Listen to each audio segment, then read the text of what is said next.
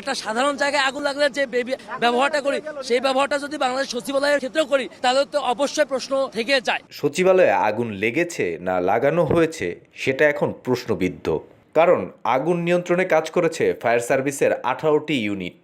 কারণ সম্ভবত interior decoration ছিল এবং যে বিদ্যুৎ লাইন যেটা আছে, যখন এক জায়গায় আগুন ধরলে বিদ্যুৎ লাইনের মধ্যে সব জায়গায় ছড়ায় পড়ে, এটা হতে পারে। বাট ইনিশিয়াল কারণ আমরা এখনো বের করতে পারি নাই। আমাদের আগুন নেভানোর পরে আমরা যখন সব জায়গায় সার্চ করব তখন হয়তো আপনাদেরকে একটা ধারণা দিতে পারবো। কিন্তু সেখানকার স্থানীয় জনগণ কি বলছেন?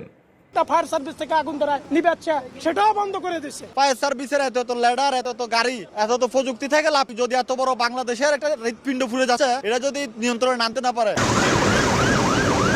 প্রাথমিক তথ্য অনুযায়ী জানা যায় সচিবালয়ের 7 নম্বর ভবনে বেশ কয়েকটি গুরুত্বপূর্ণ মন্ত্রণালয় রয়েছে। অভ্যন্তরীণ সম্পদ বিভাগ, অর্থ মন্ত্রণালয়, আর্থিক প্রতিষ্ঠান বিভাগ, ডাক, টেলিযোগাযোগ ও তথ্য প্রযুক্তি মন্ত্রণালয়, শ্রম ও কর্মসংস্থান মন্ত্রণালয়, যুব ও ক্রীড়া মন্ত্রণালয়, স্থায়ী সরকার, পল্লী উন্নয়ন ও সমবায় মন্ত্রণালয়, সড়ক পরিবহন ও সেতু মন্ত্রণালয়। পুরো সার্চ করার পরে কোনো কিছু পাওয়া যায় কিনা আমরা আপনাদের জানাতে পারবো। হাই পাওয়ার একটা তদন্ত কমিটি করে দেওয়ার জন্য প্রাথমিকভাবে আমরা বলতে পারবো না, ইনভেস্টিগেশনের পরে আমরা বলতে পারবো। প্রথমে রাত 1:52 সচিবালয়ের 7 নম্বর ভবনে আগুন লাগার খবর আসে। সচিবালয়ে অবস্থিত ফায়ার সার্ভিসের ইউনিটটি আগুন নিয়ন্ত্রণে নেওয়ার চেষ্টা করে রাত 1:45 থেকে।